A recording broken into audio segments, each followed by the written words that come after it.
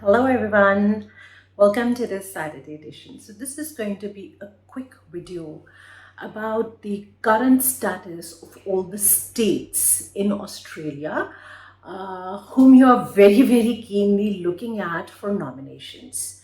So first of all, let me tell you that the State Migration Plan 23-24 has already been released by all the states. However, there are some states that are yet to release their occupation lists as well as the criteria. Now, I'm going to quickly run through each state and tell you what is the current status of each state. So the first state I'm going to talk about is the state of Queensland. Queensland has already released its occupation list as well as the nomination eligibility criteria.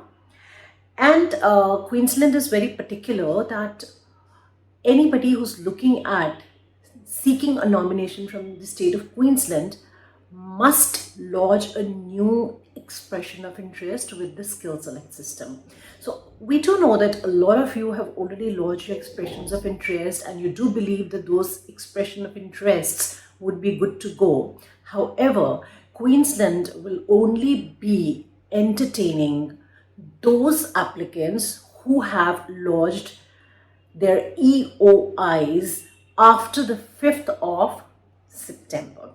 Therefore, if you're somebody who's already lodged an EOI earlier, please withdraw it and lodge a new one in order for yourself to be considered for a nomination by the state of Queensland.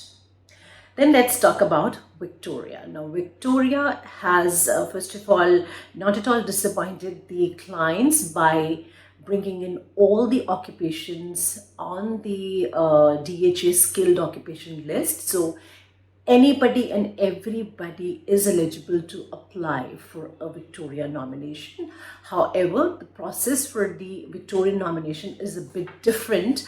You, in addition to lodging an EOI with the skill select, you also need to lodge a registration of interest. So you may want to check, in case you've already lodged a registration of interest, whether it is expired. If it has expired, you need to relodge it.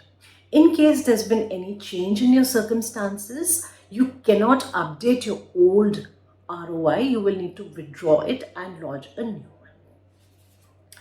Then I will be talking about the state of ACT, popularly known as Canberra.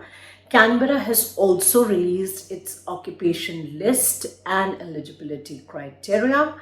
And for applying for a Canberra nomination, in addition to having an EOI in the skill select, you also need to submit a Canberra matrix. Now, a lot of people confuse the Canberra matrix with the skill select points.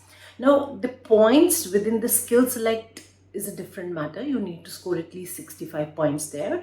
Now, in addition to that, the state of Canberra has its own point system, its own parameters in which they give points with different attributes, which is known as the Canberra matrix. So in addition to having an EOI in the skill select, you also need to lodge a Canberra matrix and see how many points you're scoring there.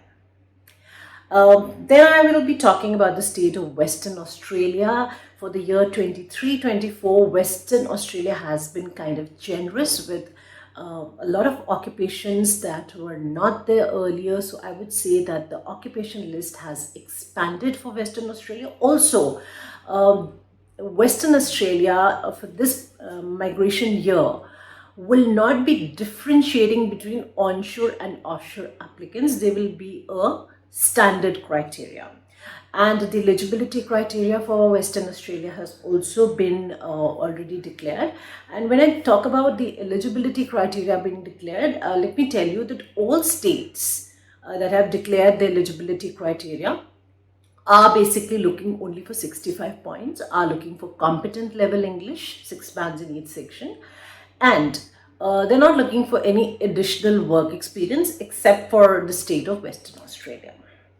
Now, the state of Northern Territory is, though it has opened up its state migration program for this migration year, they are yet to release their occupation list and eligibility criteria, though we hear that it's going to be pretty relaxed.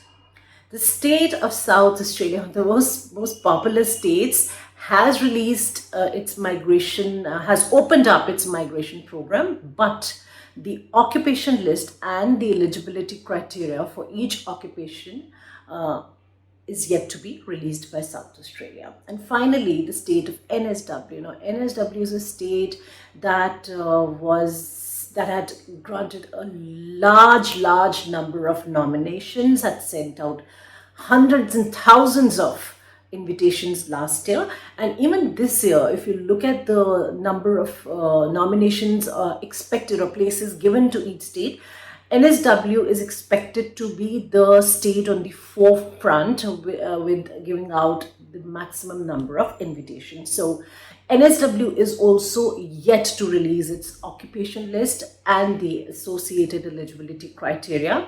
Though we started to get emails from NSW regarding the pending applications who had paid their fee and had not received a decision yet, and it looks like they are gearing up for the invitation rounds. Now, whether the state of NSW has a direct application process in place this year like last year is yet to be seen, and we sincerely hope that they have it.